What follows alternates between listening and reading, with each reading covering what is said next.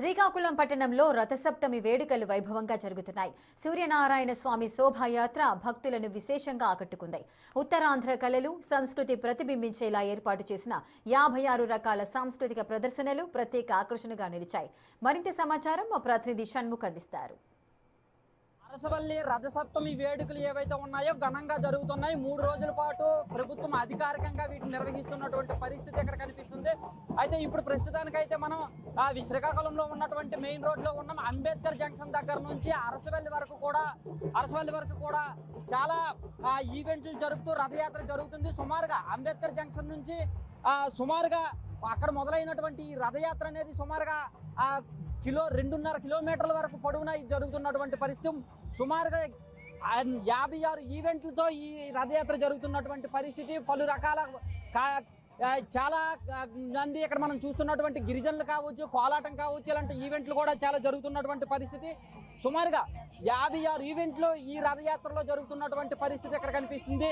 దేవుడికి సంబంధించినటువంటి రథాలు కావచ్చు, లేదంటే ఈవెంట్లు కావచ్చు, కోలాటం కావచ్చు, డప్పులు కావచ్చు, ఇవన్నీ కూడా డాన్సులు, దింసా డాన్స్ కావచ్చు, ఇవన్నీ కూడా సుమారుగా 56 ఈవెంట్లు ఇక్కడ జరుగుతున్నాయి. 2.5 కిలోమీటర్ల వరకు ఈ ట్రాఫిక్ జామ్ అయినటువంటి పరిస్థితి. 2.5 కిలోమీటర్ల మేర ఈ ఈవెంట్లు మాత్రమే జరుగుతున్నాయి. ఇక్కడ మనకు కనిపిస్తుంది. ఇక్కడ గిరిజనులు డాన్స్ చేస్తున్నటువంటి ఈవెంట్లు కూడా మనకు కనిపిస్తున్నాయి. దాంతోపాటు ఈ శ్రీకాకుళం జిల్లాతో పాటు ఆంధ్రాలో ఉన్నటువంటి చాలా సాంస్కృతిక కార్యక్రమాలన్నీ కూడా ఇందులో చూపిస్తున్నటువంటి పరిస్థితి మనం చూడొచ్చు. ఈ ఈవెంట్, ఈ రథయాత్ర ఏదైతే ఉందో మొదటగా చూసుకున్నట్టయితే మంగళ వాయిద్యాలతో ప్రారంభమై ఆ తర్వాత శంకరావం, ఆ తర్వాత రాష్ట్రంలో ఉండేటటువంటి చాలా దేవస్థానాలకు సంబంధించినటువంటి రథాలను కూడా మొదట పెట్టినటువంటి ఆ రథాల తరువాత సాంస్కృతిక కార్యక్రమాలు జరుగుతున్నటువంటి పరిస్థితులు మనం ఇక్కడ చూడొచ్చు.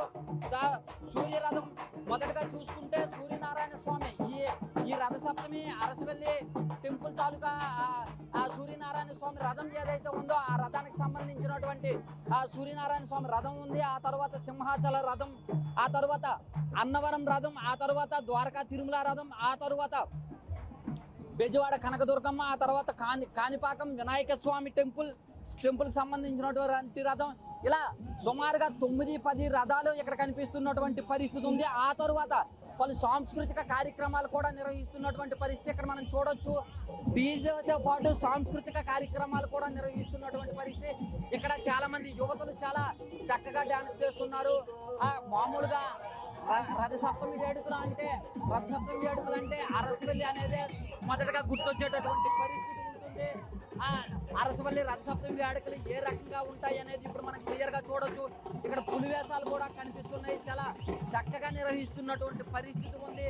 ఇలా చూసుకుంటూ పోతే చాలా కార్యక్రమాలు ఇక్కడ జరుగుతున్నటువంటి పరిస్థితి మనం చూడొచ్చు. పులివేషాలతో పాటు గిరిజనులకు సంబంధించినటువంటి ఈవెంట్లు కావచ్చు,